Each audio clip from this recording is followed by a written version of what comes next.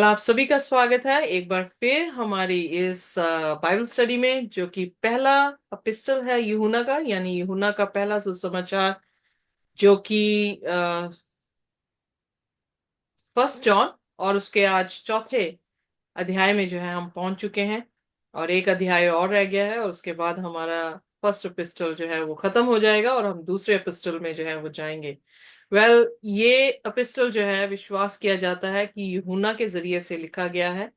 और जैसे गॉस्पेल लिखा गया है, उसी तरह से यहाँ पर भी यूहन्ना का जो तवज्जो है या उसका फोकस है, वो परमेश्वर के ऊपर है, उसके वचनों के ऊपर है। वो ज्योति है और वो प्यार है। इसके ऊपर जो है हम देख रहे हैं कि जो पत्री है यूहन्ना की, वो इसी में जो है घूम रही है। सो आइए देखिए, आज चौथे अध्याय में परमेश्वर का दास हमारे सामने कौन सी सच्चाई को जो है वो पेश करता है।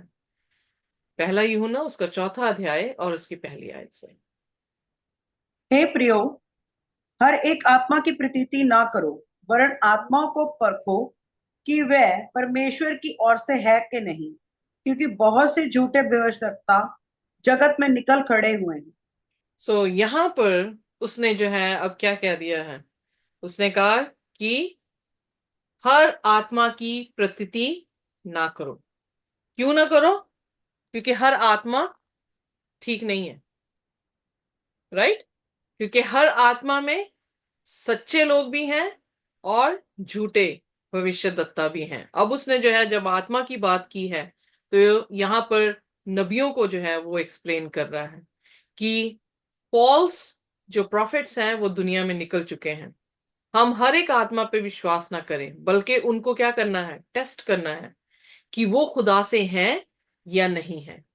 जब हम पहली सेंचुरी में देख रहे हैं, पतरस और पौलुस और यूहन्ना याकूब जब ये प्रचार कर रहे हैं, तो हम देख रहे हैं कि वहां के लोग जो थे, प्रेरितों के काम में 17 अध्याय में बताया गया है कि वो प्रतिरोज खुदा के कलाम को उठा के देखते थे कि ये जो प्रचार कर रहे हैं वो खुदा की तरफ से है या नहीं है। उसी तरह से इस लास्ट डेज में, आखिरी दिनों में भी हम इस तरह से होने चाहिए कि हम हर एक इंसान के प्रचार पर प्रतीति ना करें, बल्कि हर एक इंसान के प्रचार को टेस्ट करें। किसके साथ? खुदा के कलाम के साथ। कौन सी ऐसी अथॉरिटी है जो सब अथॉरिटी से ऊपर है? अगर हम देखें तो इंसान बदल सकता है, उसके ख्याल बदल सकते हैं, उसकी तरबियत बदल सकती है। तो इसलिए हम किसी इंसान पर भरोसा नहीं कर सकते। तो किस पे भरोसा करना वाजिब है? खुदा पर, उसके कलाम पर, क्योंकि उसका कलाम कभी बदलता नहीं है, क्योंकि उसकी तरबियत कभी बदलती नहीं है। ना वो आप बदलता है। इसीलिए इब्रानियों उसकी 13 उसकी 8 में लिखा है, यीशु कल, आज और अब तक एक सा है। मलाकी की पुस्तक में लिखा है, परमेश्वर कभी बदलता नहीं है। इसलिए उसका कलाम ही हमारे लिए जो है वो ज्योति है। और कलाम को पढ़ने वाला इंसान कभी भी किसी फॉल्स प्रॉफिट्स के हाथ में नहीं जाएगा। अगर हम देखें यशाया उसकी 8 और उसकी 20 आयत में, तो हम पाते हैं वहां पर यशाया जब भविष्यवाणी कर रहा है, तो वो क्या कह रहा है कि अगर वो खुदा के हुक्मों और उसकी गवाही यानी टेस्टमनी के ऊपर प्रचार नहीं कर रहे, तो उनमें कोई भी रोशनी नहीं है। आइए पढ़ दें यशाया उसका 8 और उसकी 20 आयत। व्यवस्था और चुनौतियों की चर्चा किया करो। यदि वे लोग इन वचनों के अनुसार ना बोले, तो निश्चय उनके लिए पौ न फटेगी। अंग्रेजी में बहुत खूबसूरत है, to the law and to the testimony. ये वही शब्द है जो बार बार प्रकाशित वाक्य में इस्तेमाल हुआ है। और फिर प्रकाशित वाक्य 19 उसकी 10 में टेस्टमनी का मतलब बताया गया है स्पिरिट ऑफ प्रोफेसी। बाइबल जो है वो खुदा के हुक्मों से और खुदा की नबूवतों से जो है वो बनी है। अगर खुदा के कलाम से वो बात ना करे, तो यकीन जाने कि उनमें रोशनी नहीं है, उनमें कोई भी परमेश्वर की रोशनी नहीं है। और फिर प्रभु यीशु मसीह जब इस धरती पर थे, तो उन्होंने ये बात साफ साफ कही कि तुम उनको, मत्ती उसके 7 अध्याय में, कि तुम उनको उनके फलों से जानोगे। सो उनके फल कैसे हैं? क्या वो आत्मा के फल हैं उनके बीच में, या वो खुदा के कलाम को तोड़ मरोड़ कर इस दुनिया में जो है वो प्रचार कर रहे हैं? सो इसलिए यहां पर यूहन्ना के टाइम पर वो कह रहा है कि अभी आ चुके हैं, उसके टाइम पर भी फॉल्स प्रॉफिट्स थे। इसीलिए हम जब पत्रियां पढ़ रहे हैं तो हम ये देख रहे हैं कि किस तरह से जो फॉल्स लीडर्स थे वो उनके बीच में मसले उन्होंने खड़े कर दिए। और इसीलिए पौलुस या पतरस या यूहन्ना जो है उन पत्रियों को लिखते हुए, उन खतों को लिखते हुए उन तक पैगाम पहुंचा रहे हैं कि वो खुदा के वचन में जो है वो स्थिर रह सके। यहाँ पर जो वो शुरू कर रहा है तो वो यही हमें सचेत कर रहा है, वॉर्न कर रहा है कि हमें हर एक इंसान की टीचिंग पर विश्वास करने की जरूरत नहीं है। हर एक आत्मा को परखने की जरूरत है कि वो खुदा से है या नहीं है। और क्यों? क्योंकि फॉल्स प्रॉफिट्स, जो झूठ है, वो इस धरती पर निकल चुका है। और दूसरे वचन में आइए पढ़ दे, यूहन्ना, पहला यूहन्ना उसका 4, उसका दूसरा वचन। परमेश्वर का आत्मा तुम इस रीति से पहचान सकते हो, जो आत्मा मान लेती है कि यीशु मसीह शरीर में होकर आया है, वह परमेश्वर की ओर से है। फर्स्ट सेंचुरी में क्या था कि फर्स्ट सेंचुरी में यीशु मसीह के जन्म के बारे में उनके जो है वो अंधविश्वास थे। आज हमारे समय में भी है, क्योंकि हम देखते हैं कि जो यहोवा विटनेस वाले हैं, डिनोमिनेशन वाले हैं, वो ये विश्वास करते हैं कि यीशु मसीह खुदा नहीं है। यीशु मसीह जो है वो खुदा का पुत्र है, यानी उससे जन्मा है, वो खुदावन नहीं है। अगर हम मुसलमान भाइयों को देखें तो वो भी, इस्लाम में जो है ये विश्वास किया जाता है कि वो खुदा का पुत्र है पर खुदा नहीं है। वो दुनिया में आएगा दूसरी आमद लेकर, पर क्या करेगा? वो इस्लाम के धर्म को ऊंचा उठाएगा। हर एक के अपने अपने जो है वो ख्याल हैं प्रभु यीशु मसीह के लिए। पर यहां पे वो कह रहा है कि तुम ये जानोगे कि वो किस आत्मा से, खुदा की आत्मा से है या नहीं है। अगर हर आत्मा ये कन्फेस ना करे कि यीशु मसीह देह में आए थे, खुदा से हमारे बीच में जो है वो आया था, तो क्या समझें कि वो खुदा के लोग नहीं हैं। इसलिए जब कभी भी, जब मैं छोटी थी यानी जवान थी, तो एक मिशन हमारे घर में आई। वो मिशन ये कह रही थी कि बपतिस्मा जो है मुझे सिर्फ यीशु के नाम से लेना है, पिता के नाम से नहीं, पवित्र आत्मा के नाम से नहीं। पर मुझे कैसे मालूम पड़ा कि ये जो व्यवस्था वो दे रहे हैं मुझे, जो इंस्ट्रक्शंस दे रहे हैं, वो राइट नहीं है। क्योंकि यीशु मसीह खुद कह के क्या गए थे? जाओ सारे जगत में, चेला बनाओ, बपतिस्मा दो, पिता, पुत्र, पवित्र आत्मा के नाम में उन्हें क्या दो? बपतिस्मा दो। तो मुझे किसने ढाढ़स दिया?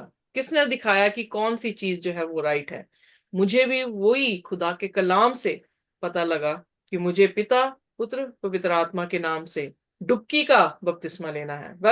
पूरी धरती में डुबकी का बपतिस्मा जो है, हटके भी अलग अलग तरह के बपतिस्मे हैं। छिड़काव का बपतिस्मा है, कोई झंडे से नीचे जो है वो वहां से अपने झंडे से नीचे उनको चलने को कहते हैं। कुछ जो है वो यीशु मसीह के नाम से बपतिस्मा लेते हैं, कुछ जो है पिता, पुत्र, पवित्र आत्मा के नाम से बपतिस्मा लेते हैं। बट हमारा जो आधार है, हम किसको सुने? अगर हम इन लोगों को सुनने लगे तो हम कंफ्यूज हो जाएंगे, जैसे मैं हो गई थी। मैंने सारे बपतिस्मे ले लिए। मैंने कहा कोई तो सच्चा बपतिस्मा होगा, तो खुदा चेकलिस्ट में उसका यस कर देगा कि रितु ने बपतिस्मा लिया। पर रितु उस टाइम ये नहीं जानती थी कि खुदा का कलाम मुझे खुद को पढ़कर ये सारी बातें, मुझे खुदा का कलाम ही बता देगा। मुझे किसी इंसानों की जरूरत नहीं है, मुझे इंसानों की उन विचारों की जरूरत नहीं है। जिनके विचार थे एक टाइम पे कि यीशु में बपतिस्मा लेना है, उनके विचार बदल गए दूसरे टाइम पे, वो पिता, पुत्र, पवित्र आत्मा के नाम पे बपतिस्मा लेने लगे। इंसानों के विचार बदलते हैं, पर परमेश्वर का विचार कभी नहीं बदलता है। तो इसलिए हमारे लिए जो ठोस सबूत है वो खुदा का कलाम है। उस समय में लोगों को ये विश्वास करना कि परमेश्वर से वो हमारे बीच में आया, देह में आया, वो करना बड़ा मुश्किल था। इसीलिए यूहन्ना के गॉस्पेल में भी जो है, यूहन्ना यीशु मसीह के वजूद को वहां पे बता रहा है कि वही वचन था जो हमारे बीच में देहधारी हुआ। अब उसके तीसरे वचन में पढ़ते हैं, पहला यूहन्ना उसका 4 उसका 3 वचन। और जो आत्मा यीशु को नहीं मानती वह परमेश्वर की ओर से नहीं, और वही तो मसीह के विरोध की आत्मा है, जिसकी चर्चा तुम सुन चुके हो कि वह आने वाला है और अब भी जगत में है। आमेन। सो यहाँ पर जो है वो एंटी क्राइस्ट के बारे में बात कर रहा है, जो ये अंगीकार नहीं करता कि वो परमेश्वर से था। तो वो किसकी स्पिरिट है, यानी वो परमेश्वर था या यीशु मसीह में परमेश्वर है, उसको कन्फेस नहीं कर रहा। Every spirit that does not confess Jesus is not from God, कि वो खुदा से नहीं था, तो वो एंटी क्राइस्ट है। एंटाई क्राइस्ट का अर्थ है क्राइस्ट के जगह पे आ जाना। कल जब हम प्रोवर्ब्स पढ़ते हैं तो वहां पे लिखता है, सुलेमान कहता है कि मूर्ख है वो जो ये कहता है कि खुदा है नहीं। सपोज करें कि आप ये अनुमान लगाने लग जाए कि खुदा है ही नहीं, तो आप कैसे बिहेव करेंगे, कैसा हमारा बर्ताव होगा? हम अपने आप शैतान। को, या हम अपने आप एग्जैक्टली शैतान का, शैतान ने कैसे बिहेव किया था, उसने भी अपना तख्त खुदा से ऊपर बढ़ाने की, वो भी खुदा जैसा बनना चाह रहा है। सो जब हमारी जिंदगी में अथॉरिटी ना हो खुदा की, तो हम कैसे एक्ट करते हैं कि हम ही खुदा हैं। फिरौन की जिंदगी में खुदा नहीं था, तो वो कैसे एक्ट कर रहे थे कि वो इस धरती के राजा हैं, तो वो ही क्या है, भगवान है। बाबुल में नबूकदनेस्सर राजा जो है वो कैसे एक्ट कर रहा था, वो यही कह रहा था कि मेरी मूरत की जो है वो पूजा की जाए। जब मादी और फरीसी, हम दानियल और उसके 6वें अध्याय में जब आते हैं, तो वहां पर दारा राजा से क्या कहा गया कि तू डिक्री निकाल कि सारे की सारी समस्त जाति तुझे दंडवत करे, किसी और भगवान को जो है कोई ना पूजे। ये एक ट्रेडिशन है जिसमें हम देखते हैं कि जब हम खुदा की उपस्थिति अपने में नहीं पाते, तो हम खुद एक्ट करने लगते हैं कि जैसे हम खुदा हैं। एंटी क्राइस्ट मीन्स खुदा की जगह पे आ जाना। कह रहा है कि ये सुन रखा है कि आएगा, पर मैं तुमसे कहता हूं कि ये आ चुके हैं। क्योंकि यही बात जो है वो पौलुस दूसरे तस्लोनियन में जो है उसके दूसरे अध्याय में उसकी 2 से 4 आयतों में जो है वो बयान करता है कि जो एंटी क्राइस्ट है वो खुदा के घर में है, खुदा के समान अपने आप को वहां पे दिखा रहा है। इसका मतलब फर्स्ट सेंचुरी में ही जो है खिलाफत खुदा के विरोध में और यीशु मसीह का ना अंगीकार करना जो है वो मसला जो है वो कलीसियाओं में आ चुका था। तो इसलिए पत्रियों में जो है पौलुस भी तसलोनिका की कलीसिया को और यूहन्ना यहाँ पर जो है उन्हें ये बता रहा है कि हमें कैसे हर आत्मा को परखना है कि वो खुदा से है या नहीं है। उसके बाद अगली आयत पढ़ेंगे। आई एम हे सॉरी, भाइयों, एक और आयत पढ़ेंगे, 2 मिनट सिस्टर जी।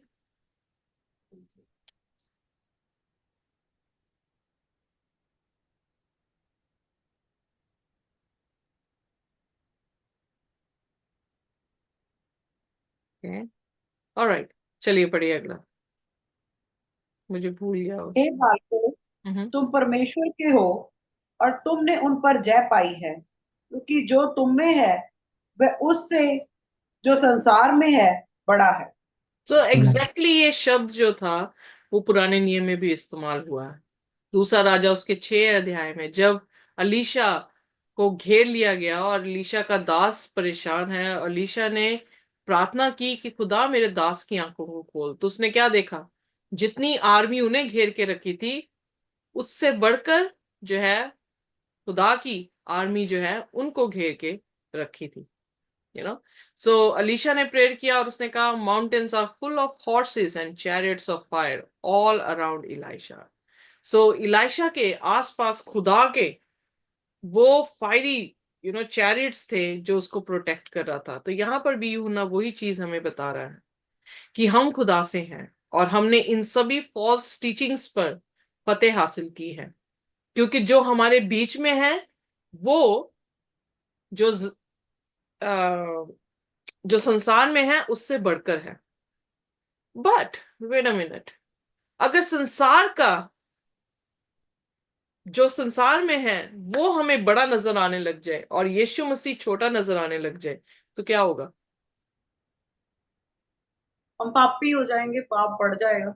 Exactly exactly. पर अगर हम ये देखें कि जो हमारे में है, यीशु मसीह का वचन, वो ग्रेटर है देन द अदर जो दुनिया में प्रचार किया जा रहा है उससे, तो फिर किसको हमने एग्जॉल्ट किया? प्रेम को। खुदावन यीशु मसीह को एग्जॉल्ट किया, प्रेम को एग्जॉल्ट किया, या उसका चरित्र है। सो हमने खुदा को एग्जॉल्ट किया है, क्योंकि हमने इंसान की शिक्षाओं को तर्क के हमने खुदा के वचन को जो है अपने जीवन में प्रथम स्थान दिया है। यही तो 10 हुक्मों में से एक हुक्म ये है कि तू अपने परमेश्वर को, यानी परमेश्वर कौन है? कलाम। तू अपने परमेश्वर के कलाम को पूरे मन से जो है वो प्यार कर। उसके बाद 5वां वचन, पहला यूहन्ना उसका 4, उसका 5वां वचन। वे संसार के हैं, इस कारण वे संसार की बातें बोलते हैं और संसार उनकी सुनता है।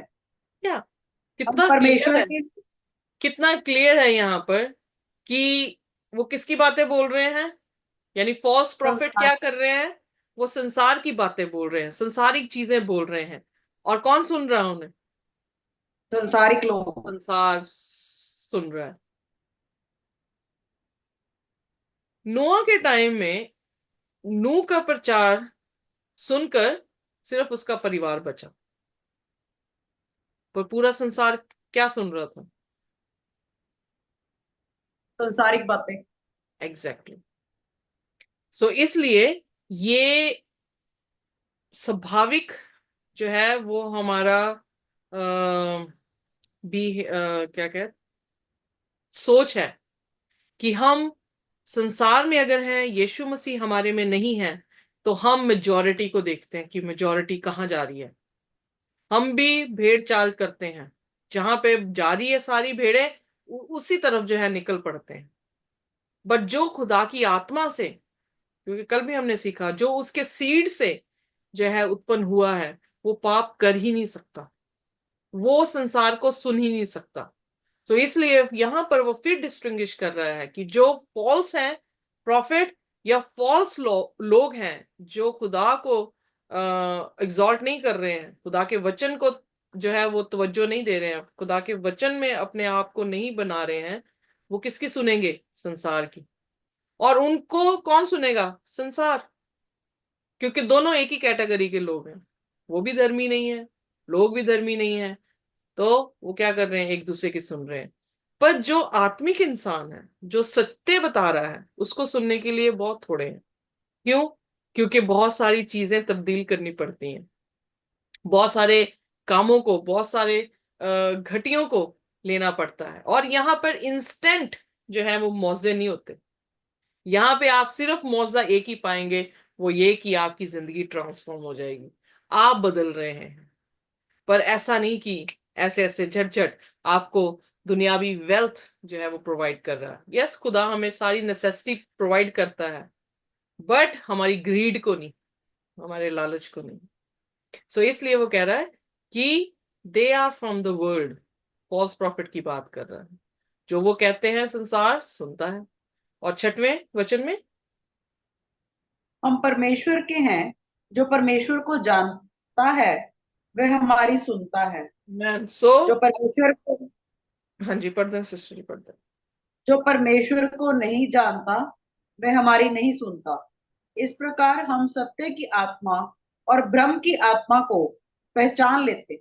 सो यहाँ पर उसने बहुत ही साफ तस्वीर जो है वो दिखा दी। एक तरफ खुदा, दूसरे तरफ झूठे भविष्यद्वक्ता। एक तरफ खुदा के लोग जो कि खुदा की सुन रहे हैं, दूसरी तरफ शैतान के लोग जो झूठे भविष्यद्वक्ताओं को सुन रहे हैं। कह रहा है कि वी आर फ्रॉम गॉड।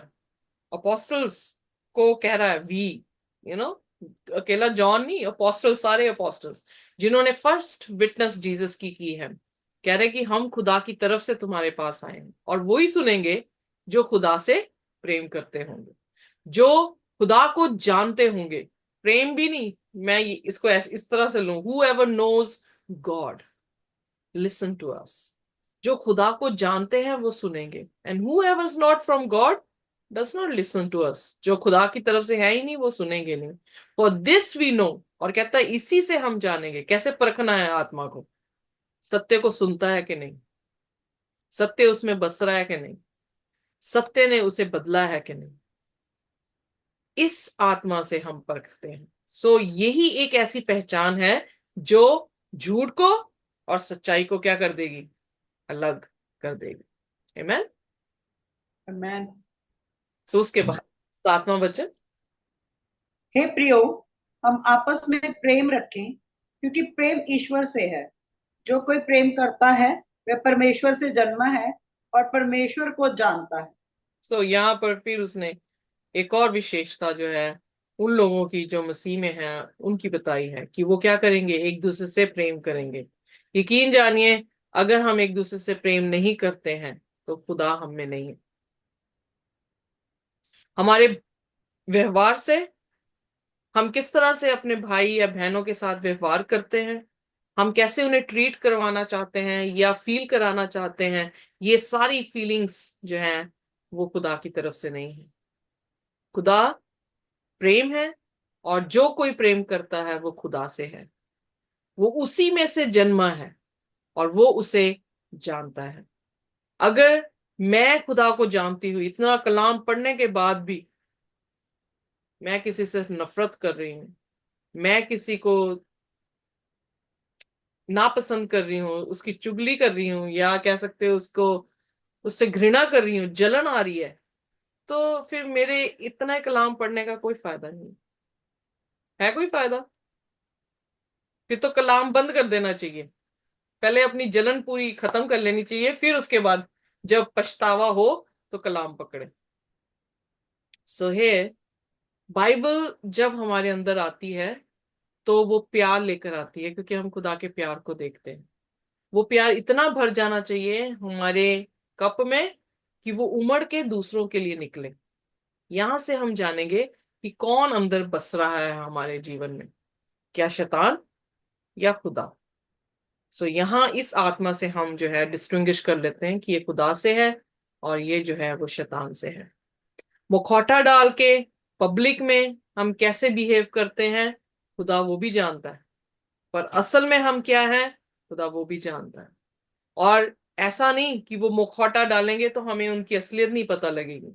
खुदा ने कहा है कि उनके फलों से तुम जानोगे, तो हम जान पाएंगे कि वो खुदा से जन्मे हैं या नहीं जन्मे हैं। सो फिर 8वां वचन, आइए सिस्टर जी।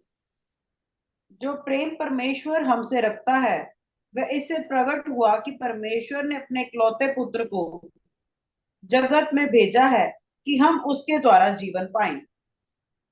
सो 8वां वचन, whoever doesn't love does not know God। जो प्रेम नहीं करता वो खुदा को नहीं जानता है। फॉर क्यों? क्योंकि प्रेम कौन है? खुदा है। सो फिर उसके बाद 9वें वचन में, मुझे नहीं पता हिंदी में मिस हुआ है कि क्या हुआ है, पर जी जी, अंग्रेजी मैं आपसे मिस हो गया। ओके, पढ़ दें फिर सिस्टर जी प्लीज। जो प्रेम नहीं रखता वह परमेश्वर को नहीं जानता, क्योंकि परमेश्वर प्रेम है। आमेन। सो यहाँ पे हमें डेफिनेशन मिल रही है लव की। Love is not God, God is love. दुनिया में प्रचार क्या है? Love is God. पर खुदा के वचन में क्या लिखा है? God is love. सो कितना डिफरेंस जो है वो पड़ जाता है। पोजीशन ही हमने चेंज की है और उस पोजीशन से मतलब कितना बदल गया।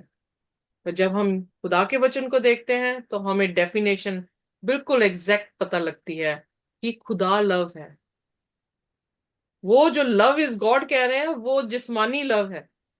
वो गॉड हो सकता है पर वो अच्छा वाला गॉड नहीं है, वो फॉल्स गॉड है। पर जो गॉड बाइबल का है वो ही प्रेम है, और उसने प्रेम अपने कर्मों से दिखाया है कि उसने हमारे लिए जान दी है। आगे इसी आयत को जो है वो जॉन कहता है। पढ़ दे मेरे साथ सिस्टर जी 9वीं आयत दोबारा से।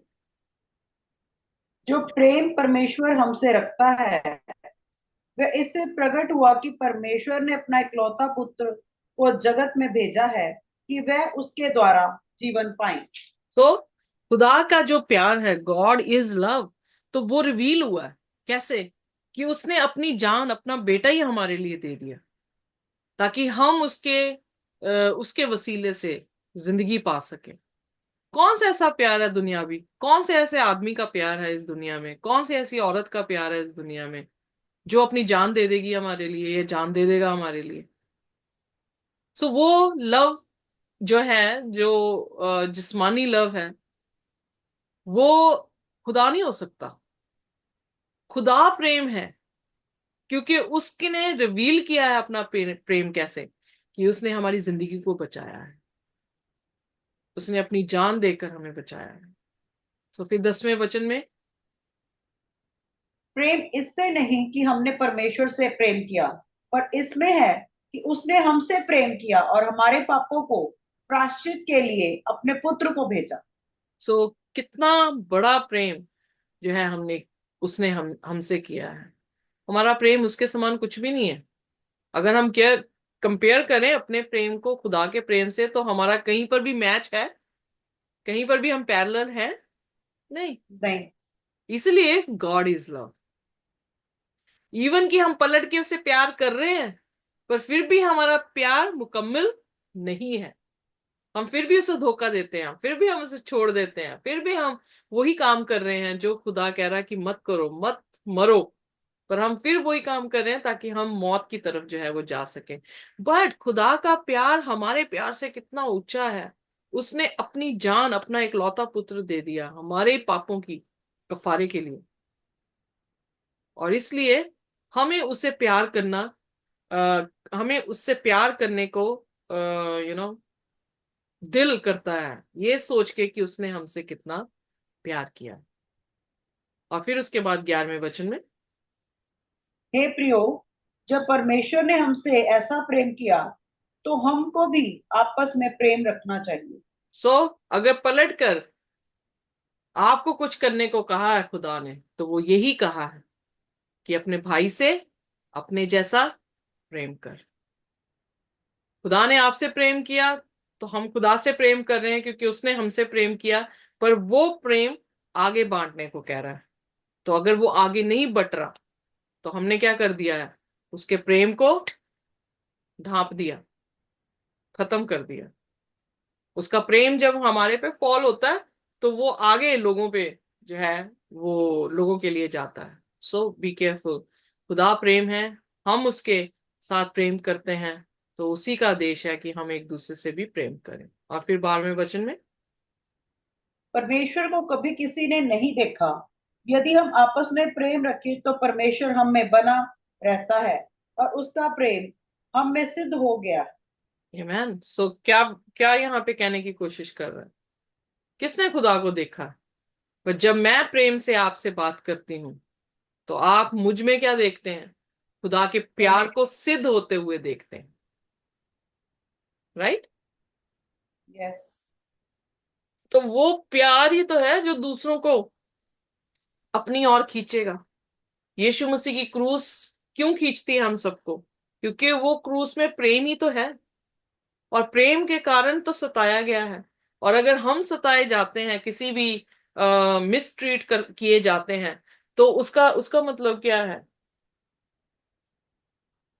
कि हम जब मुड़ के उनको प्यार देते हैं, तो वैसे ही हैं जो प्रभु यीशु मसीह ने उस क्रूस पे लटके हुए हमारी अटेंशन को जो है वो कैप्चर किया है। रोमियो उसका 12 अध्याय में उसने कहा कि बुराई को भलाई से जीत लो। क्या मतलब है इसका? कि किसी इंसान ने बुरा किया है, पर तू उस मुड़ के क्या कर, उसके साथ भलाई कर, तो क्या हो जाएगा? वो इंसान भी जीता जाएगा। So that's the power of love. हम जब पाप ही में थे, परमेश्वर ने हमसे इतना प्यार किया कि उसने अपनी जान दे दी। सो हमें जीत लिया उसने। उसी तरह से हम भी जीत सकते हैं लोगों को। परमेश्वर के प्यार, जो प्यार उसने हमें किया है, वही प्यार से हम एक दूसरे से करें। तो उसके बाद 13वां वचन, इसी से हम जानते हैं कि हम उसमें बने रहते हैं और वह हम में, क्योंकि उसने अपनी आत्मा में से हमें दिया है। आमेन। सो वेरी क्लियर, हम ये जानते हैं कि जब हम ऐसे होंगे, इस तरबियत के होंगे, तो वो दिखाएगा कैसे आत्मा को परखना है। ये पहचान दी है उसने कि वो प्रेम करेंगे, वो प्रेम से अट्रैक्ट करेंगे, और उनमें खुदा का प्यार सिद्ध होगा। और इसी से जानेंगे कि खुदा ने अपनी आत्मा उनको दी है। वो आत्मा कब आती है? जब कलाम हमारे अंदर आता है। और फिर उसके बाद 14वें वचन में, हमने देख भी लिया और गवाही देते हैं कि पिता ने पुत्र को जगत का उद्धारकर्ता करके भेजा है। या सो अब क्या है? क्योंकि ये गलत फहमी कलीसिया में मसला आया है कि यीशु मसीह देह में नहीं आया, परमेश्वर ने नहीं भेजा है। प्रूव कर रहा है कि कैसे पता लगेगा कि यीशु मसीह खुदा की तरफ से था कि नहीं। वो खुदा की तरफ से इसीलिए था कि उसने प्रेम किया और उसने हमारे लिए जान दी। क्लियर सिस्टर जी? जी। आमेन। सो फिर उसके बाद 15वां वचन। जो कोई ये मान लेता है कि यीशु परमेश्वर का पुत्र है, परमेश्वर उसमें बना रहता है और वह परमेश्वर में। आमेन। सो इसका मतलब, जिसके पास पुत्र है उसके पास जिंदगी है। पिता। सो जो ये मान लेता है कि यीशु मसीह परमेश्वर का पुत्र है, तो पिता या खुदा उसमें बस गया। क्योंकि पिता, पुत्र, पवित्र आत्मा क्या है? एक है। अगर एक को हमने अपना लिया, यीशु मसीह के नाम को अपना लिया, तो तीनों चीजें हमें मिल गई। तो फुलनेस, परिपूर्णता जो है हमारे में आ गई। 16वां वचन, सॉरी सिस्टर, पढ़ते हैं। जो प्रेम परमेश्वर हमसे रखता है उसको हम जान गए और हमें उसका विश्वास है। परमेश्वर प्रेम है और जो प्रेम में बना रहता है वह परमेश्वर में बना रहता है और परमेश्वर उसमें बना रहता सो एग्जैक्टली वही चीज, मैं दाखिलता हूं तो मेरी ये टानिए है। जो मुझ में बना रहता है, मैं उसमें बना रहता हूँ। सो जो मुझ में बना है वो क्या लाएगा? फल लेकर आएगा। और फल क्या है? आत्मा का प्रेम। सो गॉड इज लव। और जो उसमें बने हुए हैं, लगे हुए हैं टानिए, वो क्या लेकर आएंगी? फल। प्रेम, शांति, आनंद। सो वो सारे फल जो है उनमें दिखाई देंगे। सो प्रेम सबसे बढ़कर है, क्योंकि वो खुदा है। सो 17वां वचन। है। इसी से प्रेम हम में सिद्ध हुआ कि हमें न्याय के दिन हयाव हो, क्योंकि जैसा वह है वैसे ही संसार में हम भी हैं। अंडरलाइन दिस वर्ड, कि प्रेम खुदा के करेक्टर, खुदा के वचन, खुदा का आत्मा जब आप में आता, आपको सिद्ध करता है, तो आप हियाव से उस दिन के लिए तैयार हो जाते हैं। क्यों? क्योंकि जैसा वो है वैसा आप एट द प्रेजेंट धरती पर भी वैसे हैं। तो आपका हियाव है कि जजमेंट के दिन जब परमेश्वर न्याय करेगा, तो हम क्या होंगे? उसके अनुग्रह के नीचे बचाए जाएंगे। बहुत सारे लोग सोचते हैं कि जब परसिक्यूशन आएगा हम यीशु मसीह के साथ होंगे। वही परसिक्यूशन आएगा तो यीशु मसीह के पास तभी होंगे, उसके लिए तभी खड़े होंगे, अगर हमने उससे पहले उसके साथ खड़ना सीखा होगा। नहीं तो मुसीबत में कैसे उसके साथ खड़े रह जाएंगे। इसीलिए यहां पे कह रहा, बिकॉज एज ही इज, जैसा वो है, सो आर वी, वैसे ही हम इस धरती पर हैं। एवरी डे वॉक है क्रिश्चियन वॉक। एवरी डे हम ग्रो करते हैं मसीह में, उसकी सिद्धता में, उसकी आत्मा में, उसके वचन में। और फिर हम बोल्डनेस पाते हैं कि जब हम खुदावन यीशु मसीह के समीप आए, तो हम बोल्ड हों कि खुदावन हम पर दया कर। 18वां वचन। प्रेम में भय नहीं होता, वरन सिद्ध प्रेम भय को दूर कर देता है, क्योंकि भय का संबंध दंड से होता है, और जो भय करता है वह प्रेम में सिद्ध नहीं हुआ। Exactly exactly. आदम और हवा ने फल खाया तो क्या आया उनमें? भय। तो खुदा से मुलाकात की ही नहीं जा रही थी उनसे। पर फल खाने से पहले क्या करते थे वो? खुदा से छुपते थे? नहीं। नहीं। क्यों? क्योंकि वो किसमें स्थित थे? प्रेम उनमें था। पर जैसे ही पाप किया, प्रेम पुश खत्म हो गया। सो इसलिए कह रहा है there is no fear in love. जब आप खुदा से प्रेम कर रहे हैं, अपने भाई से प्रेम कर रहे हैं, तो आप क्यों डरेंगे? वो परफेक्ट लव आपके दिल से फियर को खत्म कर देगा। फियर तब होता है जब पनिशमेंट की बात हो, पर हम तो क्या हो गए हैं, हम तो परफेक्शन में आ गए, खुदावन यीशु मसीह के प्रेम में। तो फिर कौन डरेगा? ठीक है ना? अब सपोज करें जी। मैं यूके में बैठी हूं, मैं पुलिस से क्यों डरूंगी? जब मेरे पास गाड़ी के सारे पेपर हो, जब मैं कार चला रही हूं, जब मेरा लाइसेंस हो, जब मेरा सब कुछ हो, और मैं राइड चला रही हूं, तो मैं डरूंगी? नहीं। नहीं। पर हाँ, अगर मेरे पास पेपर नहीं है और मैं किसी और की कार चला रही हूं, तो मुझे डर होगा, क्योंकि गलती में हमेशा डर है। पर जो सिधाई से चलते हैं, उनमें कोई डर नहीं। सो परफेक्ट लव जो मसीह के साथ हमारा है, वो हमारे सभी डरों को उखाड़ देता है। आइए पढ़िए 19 आयत। हम इसीलिए प्रेम करते हैं कि पहले उसने हमसे प्रेम किया। आमेन। सो यहां पर जो है, खुदा की नजर हम पर पहले हुई, तो जो उसने किया उसको देखकर हम बदलते हैं। उसी तरह से हमारे परिवार के लोग, जब हम मसीह के प्रेम से भरे हैं, तो हमें देखकर वो बदलते हैं। इसीलिए प्रभु यीशु मसीह के वचन में लिखा है, तू और तेरा घराना बचाया जाएगा, क्योंकि तू किस में सिद्ध हो गया है? प्रेम में। और तुझे प्रेम में देखकर दूसरे इंसान भी क्या हो जाते हैं? तब्दील। फिर 20वां वचन। यदि कोई कहे मैं परमेश्वर से प्रेम रखता हूँ और अपने भाई से बैर रखे, तो वह झूठा है, क्योंकि जो अपने भाई से जिसे उसने देखा है प्रेम नहीं रखता, तो वह परमेश्वर से भी जिसे उसने नहीं देखा प्रेम नहीं रख सकता। सो आमेन।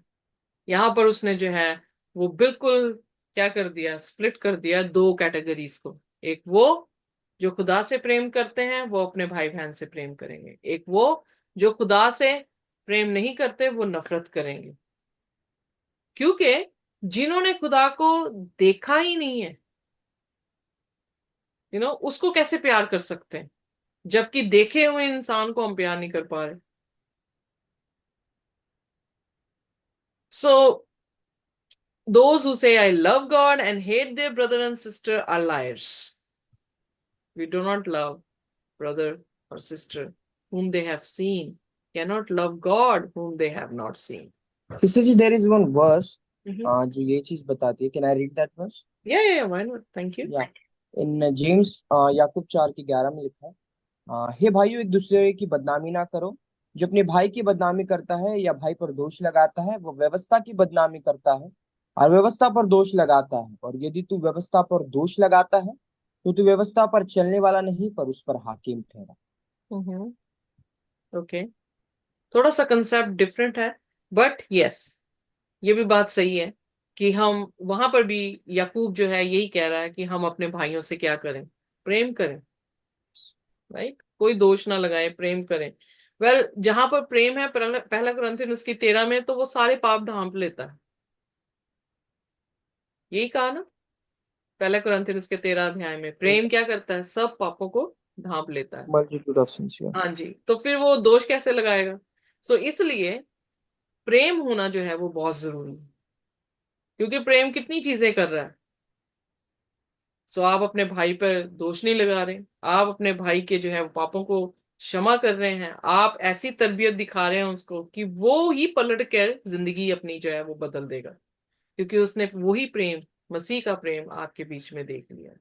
तो इसीलिए 21वां वचन जब खत्म कर रहा है, इस चैप्टर को खत्म हो रहा है, वैसे उसने तो नहीं किया, बट ये चैप्टर जो है खत्म हो रहा है, तो वो इस तरह से कहता है। पढ़ दे मेरे साथ 21वां वचन।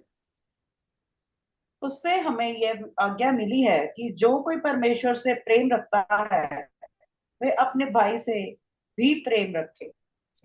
सो आमेन। जो हु लव गॉड, आज्ञा क्या मिली है कि जो उससे प्रेम करता है वो क्या करे? अपने भाई से प्रेम करे। तभी यीशु मसीह ने कहा वेदी पर, अगर तेरे भाई के साथ तेरा कोई भी रोष है, अपनी भेंट यहीं पे छोड़कर सबसे पहले जाकर किससे मिलाप कर? अपने भाई से। और फिर आकर जो है तू अपनी भेंट वेदी पर चढ़ा। सो गॉड इज मोर इंटरेस्टेड कि तभी देखा जाए तो 4 हुक्म 10 हुक्मों में से जो है परमेश्वर की तरफ है, पर 6 हुक्म किसकी तरफ है? अपने भाइयों की तरफ। सो शुरुआत से खुदा क्या चाह रहा है कि हम एक दूसरे के साथ जो है मसीह प्रेम के साथ जो है वो बंधे रहें, और एक दूसरे से प्यार जो है वो करते रहें, ताकि खुदा की महिमा हो सके।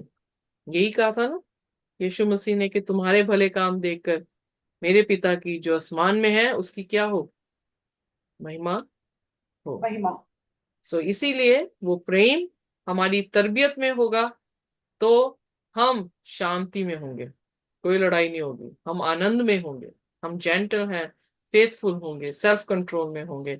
सो इसलिए प्रेम होना यही सबूत है कि वो खुदा की तरफ से है।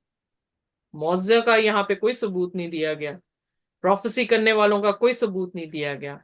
एक ही चीज दी गई है कि जो प्रेम करे वो खुदा की तरफ से है। आमीन। आमेन। आइए अपने सिरों को झुकाएं और प्रार्थना करेंगे। हमारे सर्वशक्तिमान परमेश्वर खुदावंद, हम धन्यवाद करते हैं इस समय के लिए जो आपने हमें दिया, और इन वचनों को जो बहुत ही खूबसूरत थे खुदावंद। आपने जो हमें समझाया प्रभु हमारी जिंदगियों के लिए वो काफी है, और खुदावंद हम चाहते हैं कि आप हमें अपने प्रेम से भरें, हर दुष्टता हमसे दूर रखें, अपने प्रेम में हमें मजबूत करें, आपकी व्यवस्था के विरोध में हम कभी ना जाएं, क्योंकि ये आपका हुक्म है कि हम एक दूसरे के साथ प्रेम करें। और जो आपसे प्रेम करता है प्रभु, आपके वचन में लिखा, if you love me keep my commandments. हम चाहते हैं प्रभु कि हम आपसे प्यार कर सकें जैसा आपने किया, और पर हम कमजोर हैं, हम निर्बल हैं, हमारे में ऐसी कुव्वत नहीं कि जैसा आपने हमसे प्रेम किया वैसे हम आपसे करें और अपने भाई बहनों से भी करें। हमें क्षमा करें जहां पर हम गिरते हैं खुदावन। हमारी प्रार्थना है कि हमें बदले और कुव्वत दें, ताकि हम अपने रिश्तों को मुकम्मल कर सकें प्रभु यीशु मसीह में। ये सारी बरकतें हम यीशु के नाम से मांगते हैं। आमीन। आमेन। आमीन। आमेन।